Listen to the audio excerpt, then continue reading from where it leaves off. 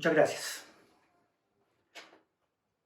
Hablar de convencionalidad y de control de convencionalidad es referirse dentro del contexto del ordenamiento jurídico a uno de los temas más importantes, fundamentales, a un tema que implica irremediablemente la articulación ordenada, coherente del Estado en el ordenamiento jurídico internacional, dentro de la comunidad internacional, en sus relaciones con la comunidad internacional, en todos los aspectos de la vida, sea la vida económica, sea la vida civil, sea la vida militar, la vida de las relaciones comerciales, etcétera. Siempre vamos a tener irremediablemente en la hora actual de la humanidad que estar referidos a un régimen jurídico, a un derecho, a unos principios, a unos valores, a unas reglas que establecen los comportamientos o que regulan los mínimos dentro de los cuales los estados deben funcionar. Cuando este tipo de reflexiones lo traemos al ámbito de los derechos humanos, del derecho internacional humanitario, del derecho internacional consuetudinario de gentes, pues implica un esfuerzo mayor. Un esfuerzo mayor porque es coordinar al Estado dentro de la comunidad internacional al cumplimiento de estándares, al cumplimiento de mínimos, al respeto al ser humano en todos sus aspectos, lo cual implica que tengamos que elaborar una serie de parámetros, reconocer una serie de ideas fundantes que gobiernan precisamente este tipo de relaciones, y es a lo cual nos vamos a referir en esta conferencia. Vamos a tratar de identificar cuáles son esas grandes ideas que establecen los derroteros en el cumplimiento de los compromisos y de las obligaciones internacionales del Estado, que constituyen parámetros fundamentales de la vida en las relaciones internacionales entre los Estados, pero en función del ser humano, en función del ser humano. En este sentido, hemos elaborado una serie de parámetros que consideramos fundamentales, que sean tenidos en cuenta, ideas que son ideas básicas para efectos de establecer una contextura material de ese funcionamiento, de esa coherencia y de ese respeto al ser humano. En primer lugar, la primera idea que consideramos fundamental es la ruptura de dogmas y falsos o aparentes paradigmas que se dan en la vida doctrinaria, en la vida política, en la cotidianidad del funcionamiento de los estados bajo indebidos entendimientos de los conceptos de soberanía, de constitución, de ordenamiento interno. Por lo tanto, abordar el tema de la convencionalidad implica romper esos paradigmas que establecen, digamos, falsos paradigmas que establecen talanqueras y límites a la posibilidad de la convivencia ordenada, armónica en el nivel internacional entre los estados y del respeto a las personas dentro del ámbito de esa convivencia. Esa es la primera idea, yo diría, la idea más importante es entender que hacemos parte de la comunidad internacional. Entender que esa comunidad internacional tiene ya unas reglas, unas normas de vida, de convivencia, de respeto, y que esas normas de vida, de convivencia, de respeto, no son de ahora, no son artificiales, sino que corresponde a ideas materiales, ideas sustanciales en torno a lo que es el concepto de humanidad en las relaciones y funcionamiento del aparato estatal y del aparato estatal en el contexto universal. Esta primera idea la hemos condensado y resumido bajo los siguientes presupuestos.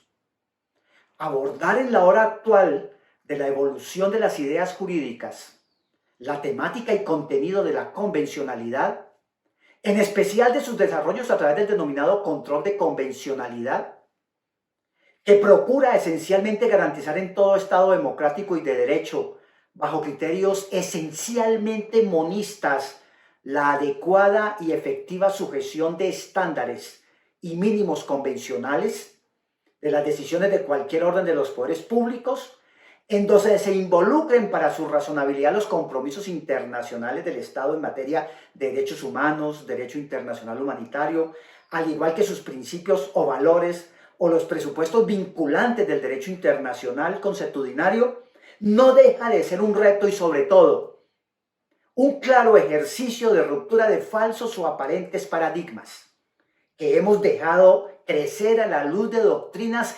emocionalmente justificadas, nunca jurídicamente justificadas, o de precedentes jurisprudenciales de nuestros tribunales alejados o por lo menos ausentes de la idea y magnitud del concepto de ordenamiento jurídico sustancial y sus fuentes. O sea, es el primer punto que tenemos que vencer, primer punto negativo en la idea de construcción de un ordenamiento jurídico convencional de carácter sustancial. Esta es la primera talanquera.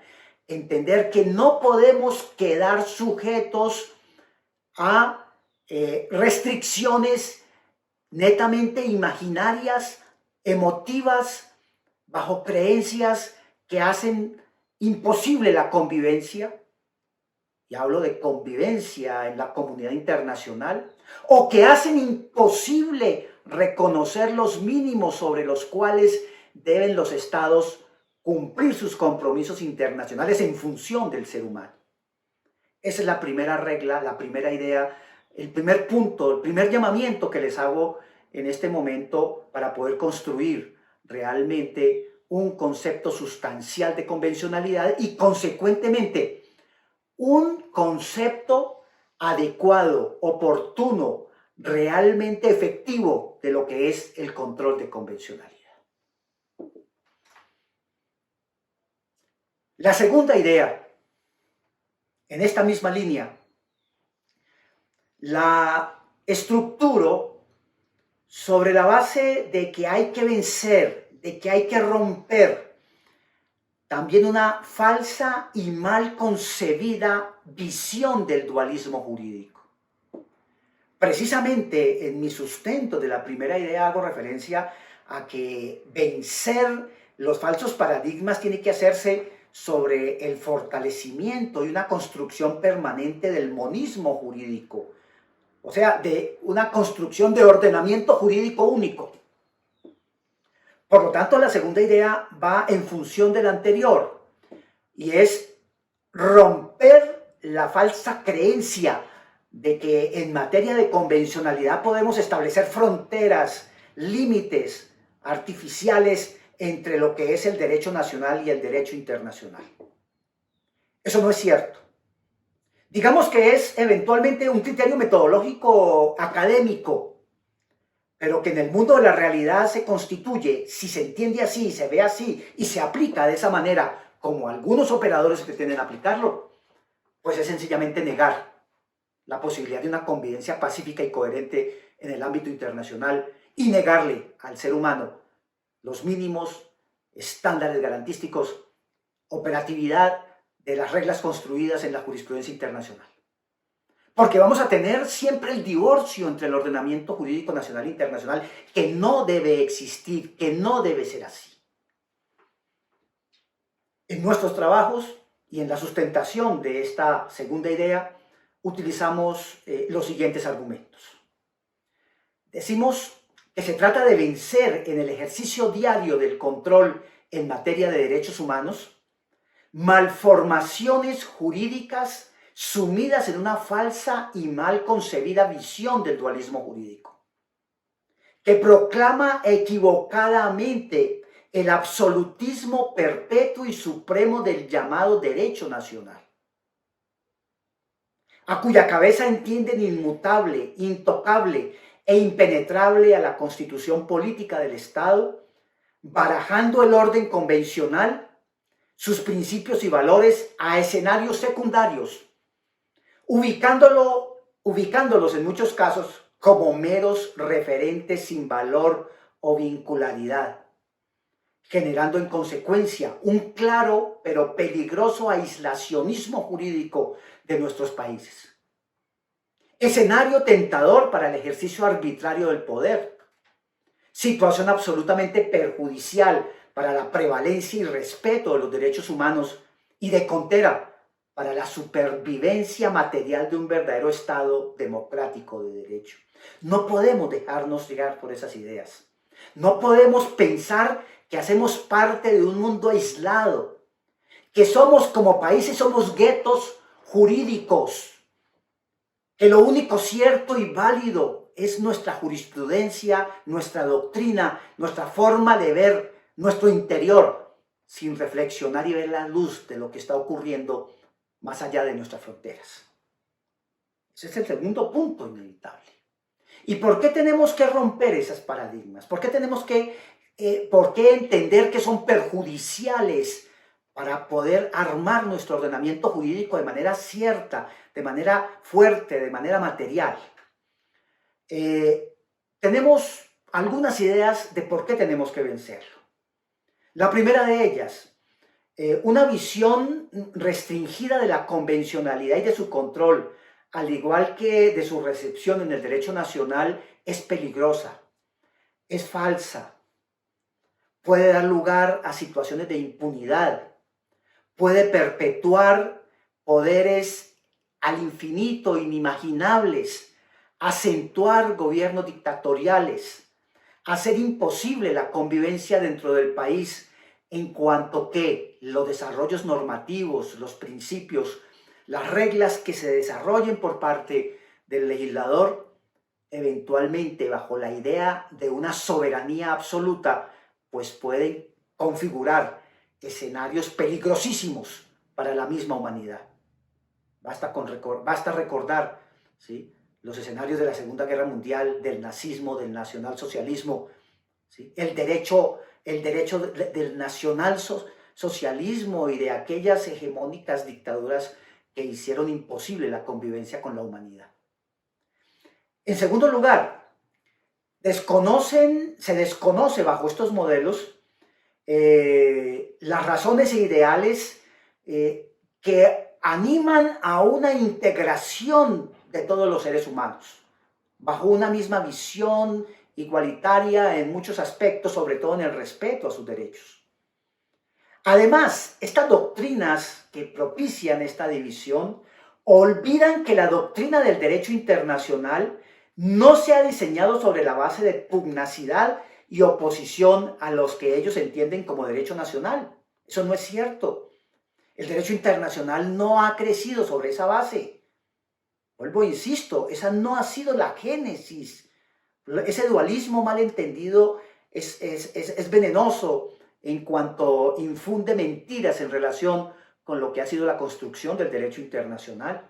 Vuelvo y repito, estas doctrinas absolutistas, dualistas, olvidan que el derecho internacional no se ha diseñado sobre la base de la pugnacidad y oposición a lo que ellos entienden como derecho nacional, sino todo lo contrario, sobre consideraciones de respeto, prevalencia, adecuación e integración, fundamentalmente cuando de los derechos humanos y de sus mínimos se trata, los cuales vinculan inevitablemente a los estados, no solo en virtud de ser signatarios de tratados o convenciones en materia de derechos humanos, en estas materias, sino también por efecto directo del respeto y acatamiento que merece el derecho internacional consuetudinario, de lo cual da clara cuenta la Convención de Viena sobre el Derecho de los Tratados del año 69, en su preámbulo, al reconocer la vigencia plena del derecho internacional consuetudinario como derecho vinculante para todos los países de la Tierra.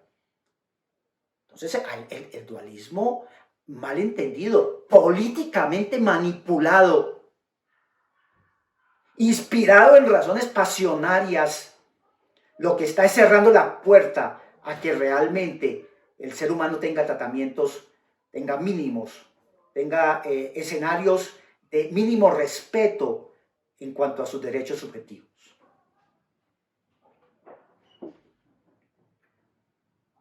La tercera idea es una idea fundamentalmente derivada de viejas construcciones del derecho internacional. La identificamos bajo el siguiente presupuesto.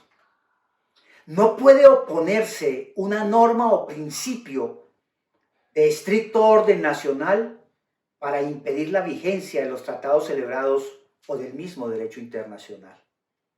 Esta es una norma de derecho internacional, un principio de derecho internacional que ha sido incorporada en la Convención de Viena del año 69 y le sale al paso precisamente a situaciones como la que hemos identificado anteriormente, a esa falsa creencia del absoluto derecho nacional, el impenetrable derecho nacional, y de que cualquier cosa que se pacte a nivel internacional, cualquier principio que sirva de fundamento a la estructuración normativa de los tratados o inclusive los mismos tratados, puedan ser objeto de manipulación por las autoridades de los países, desconociendo el alcance de los mismos a partir de la invocación o de la norma nacional, o de la jurisprudencia nacional, o de la autorizada doctrina nacional. Eso no es otra cosa que un argumento absolutamente carente de sustento jurídico a la luz del derecho internacional, que lo único que provoca es desconocer las construcciones, los compromisos internacionales, los tratados, ¿sí?, e incurrir en responsabilidad. Porque serán cosas que tan solo no las creeremos al interior de los países, pero que frente a la comunidad internacional no va a tener ningún tipo de valoración, no va a tener ningún tipo de efecto. No creamos que nosotros estamos por encima de los compromisos internacionales. Los países están por igual y cumplen los tratados conforme a lo pactado. Los invito a que lean, a que miren, a que evalúen las reglas de interpretación de los tratados internacionales y su forma de aplicación. Convención de Viena del año 69, artículo 31 y siguientes. Cuarta idea, deber de adecuación del ordenamiento jurídico interno. Es fundamental, es básico. De lo contrario, no podremos vivir bajo conceptos de convencionalidad, ni mucho menos ejercer el control. Y tiene relación directa con el anterior planteamiento. ¿Sí? Vean ustedes, la obligación de los estados, después de los compromisos internacionales, tras los compromisos internacionales, como consecuencia de los compromisos internacionales, es adecuar su ordenamiento jurídico. Y no que el ordenamiento jurídico, entre comillas, internacional, se adecue a los países. Porque son construcciones supra, porque son construcciones que se están haciendo precisamente en la conjugación de voluntades de muchos sujetos de derecho internacional de los países. Y fundamentalmente, si hacemos referencia a los derechos humanos, en procura de identificar esos estándares, esas reglas mínimas que deben ser respetadas por los países en los pactos internacionales, en los compromisos internacionales.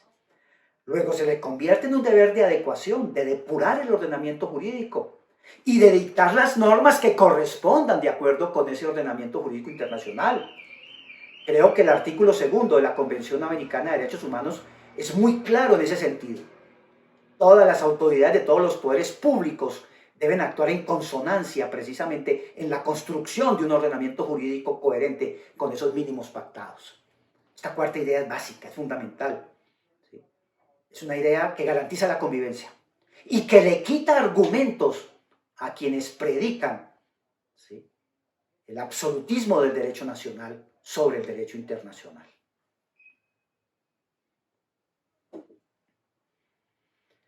La quinta idea, en esta aproximación rápida a lo que es la convencionalidad y su control, nos llama a complementar la adecuación del ordenamiento jurídico con su articulación armoniosa con los estándares, con las normas, con los principios, con los valores del ordenamiento jurídico internacional. No es necesario cambiar totalmente el ordenamiento jurídico. No se necesita hacer una transformación absoluta. Hay que adecuarlo en lo que sea adecuado, en lo que deba adecuarse. Hay que dictar las normas donde hay falencia de acuerdo con la convencionalidad. Pero además, la quinta idea a que nos está invitando, a que hagamos un ejercicio complementario fundamental, que interpretemos conforme al ordenamiento convencional y que apliquemos conforme al ordenamiento convencional. Es un ejercicio de vida que tienen que hacer todos los poderes públicos de acuerdo al artículo 2 de la Convención y de acuerdo con el artículo 29 de la Convención Americana de Derechos Humanos.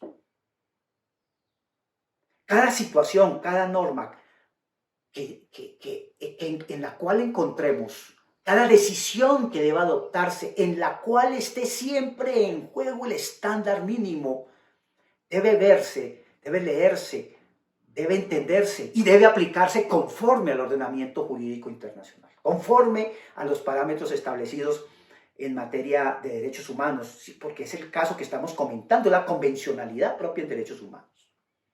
¿Sí? ¿Cómo hemos conceptualizado este tema en el trabajo que presentamos ante ustedes? Decimos lo siguiente: la adecuación del ordenamiento jurídico guarda relación directa con las obligaciones de los estados signatarios de la Convención Americana, derivado del artículo 29 de la misma, de articular cualquier interpretación y aplicación del ordenamiento jurídico interno con el orden convencional y sus estándares, y no al contrario, respetando en la misma principios fundamentales de prevalencia de los derechos humanos, lo que excluye cualquier visión dualista, absolutista y limitativa de los estándares convencionales. En el ejercicio del control de convencionalidad que deben realizar las autoridades o en la conformación del derecho sustancial convencional, en la articulación del ordenamiento jurídico. Es una práctica permanente a la que se está invitando. Desafortunadamente no se hace.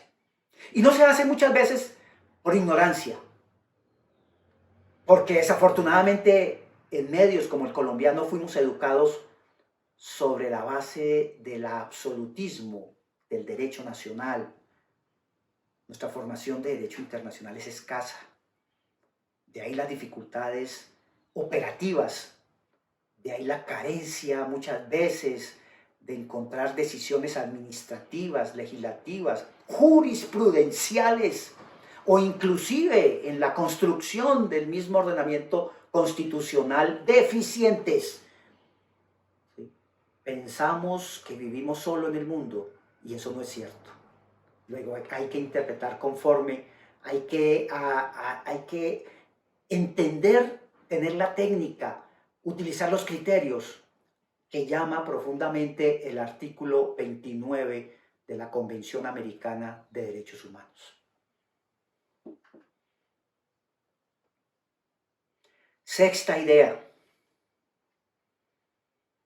La convencionalidad no es de la semana pasada. La convencionalidad no se inventó hace un mes. El derecho internacional no nació el año pasado. Ha sido producto de la evolución de la humanidad en el entendimiento de garantizar la paz, la tranquilidad, la convivencia, de respetar al ser humano de manera igual en todos los rincones del planeta, como lo señala Kelsen, como lo señala Kant, como lo desarrolló Kelsen, como lo desarrolla gran parte de la doctrina del pensamiento político constitucional de los últimos años, conforme los parámetros de Habermas, conforme los parámetros de Ferrajoli, ¿sí? Conforme no, lo estamos viviendo a propósito del impacto inevitable de la pandemia en todos los rincones del planeta. Por eso en esta sexta idea lo que nosotros reclamamos y a lo que estamos llamando es revivir las bases que sirvieron para construir el derecho internacional. Revivir las bases justificadoras de lo que es el entendimiento de un ordenamiento único, de un ordenamiento jurídico sistemático y articulado. Revivir las bases del monismo. o revivir las bases del dualismo lógico y no fundamentalista. Lógico y no fundamentalista. Eso implica conocer el pensamiento de Kant, revivir a Kelsen en su segunda época, al Kelsen internacionalista, al Kelsen que reflexiona sobre la necesidad de articular y generar reglas para poder entender de qué manera debe funcionar toda la construcción propia del derecho internacional en el ámbito interno, la viabilización de reglas y de procedimientos para incorporar al derecho nacional los trabajos del derecho internacional, para hacer prevalecer los valores del ser humano cuando se trata del derecho convencional. Esta idea es fundamental. Esta idea es fundamental. De lo contrario, siempre vamos a estar huérfanos, ausentes de la razón sustancial desde el ámbito político en los trabajos de Kant, desde el ámbito jurídico en los trabajos de Kelsen, desde el ámbito de la ciencia política en los trabajos de Ferrajoli, por ejemplo. Entonces, ahí es el llamamiento que hacemos en esta sexta base, en esta sexta idea, en esta sexta forma de ver el derecho internacional y poder justificar realmente lo que es esta convivencia armónica que estamos llamados todos los seres humanos en el contexto del globo terráqueo. El influjo de los grandes pensadores, argumentaciones como la del derecho visto de forma sistemática, del derecho visto de manera integral, del derecho visto no única y exclusivamente en una perspectiva positivista, sino en una perspectiva integrada con principios y valores, el derecho visto bajo la óptica dinámica de los contenidos dogmáticos, tanto de la Constitución en concordancia con el ordenamiento convencional, fluye precisamente de los grandes pensadores del derecho internacional. Las obras de Kant y Kelsen en su momento y de Ferrajoli en la actualidad dan cuenta de esta realidad, al ilustrarnos y hacernos entrar en razón sobre la imperiosa necesidad para la humanidad y la consolidación del Estado democrático de derecho a través de un constitucionalismo convencional, de un constitucionalismo de derecho internacional, como ellos lo denominan. Bajo el influjo de los grandes pensadores, argumentaciones como la del derecho nacional como derecho único, o de la soberanía como criterio absoluto e inmutable, y el de la existencia o no de un orden jurídico único que articula normativa, principios y valores surgidos del ámbito externo e interno de los países, la doctrina y sobre todo la costumbre internacional le ha dado respuesta, negándole el alcance restrictivo pretendido y por el contrario, permitiendo consolidar una fuerte institucionalidad del derecho internacional, con organismos judiciales reconocidos por los estados y sobre todo una normatividad creciente con criterios de aplicación y reglas edificadoras de estándares mínimos en infinidad de materias, especialmente en los asuntos relativos a derechos humanos, aceptados normalmente por la comunidad internacional.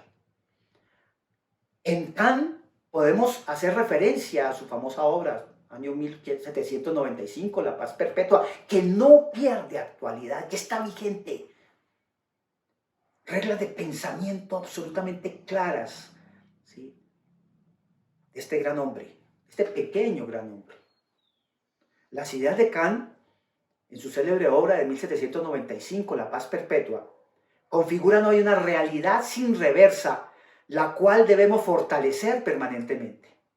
La doctrina de la paz perpetua, fundada en el derecho de gentes, configurador de una comunidad universal, cuyo objeto central se configura en el respeto al hombre y a la construcción de un derecho único en torno a estos supuestos, son hoy, sin embagajes sectarios, el núcleo de nuestra convivencia universal y abrieron en su momento los senderos para la configuración de un orden jurídico internacional y la formación del derecho convencional. Igualmente los trabajos de Kelsen. Los trabajos de Kelsen son definitorios desde el punto de vista jurídico. Son consolidadores de una base argumentativa jurídica muy fuerte que no ha perdido consistencia y que está absolutamente vigente en el pensamiento en el pensamiento jurídico de la actualidad. Hay que volver a Kelsen, hay que leer a Kelsen.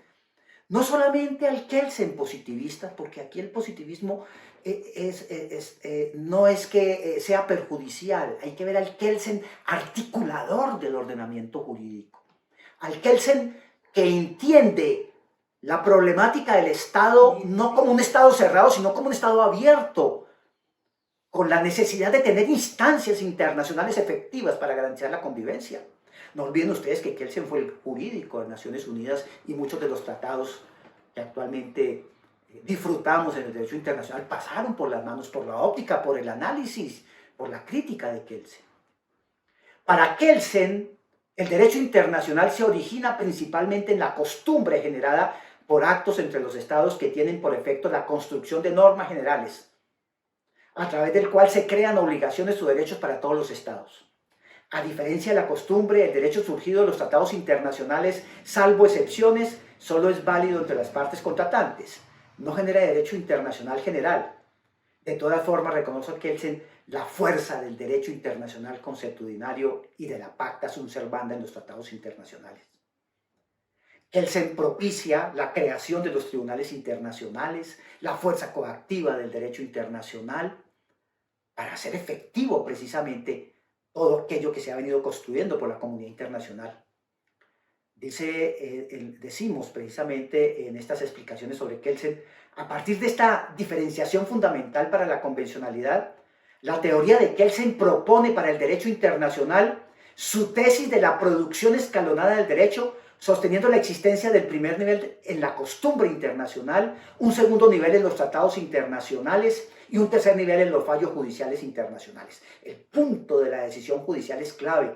No, para Kelsen, un derecho internacional sin dientes, sin posibilidad de coacción, de fallos, de resolver el conflicto o de condenar a aquellos sujetos que han violado el derecho internacional e irrespetado profundamente, ¿sí?, material y sustancialmente los derechos de la humanidad. No tienen razón de existir, ¿sí? Sobre este punto es, digamos, fundamental entender este alcance de la teoría de Kelsen.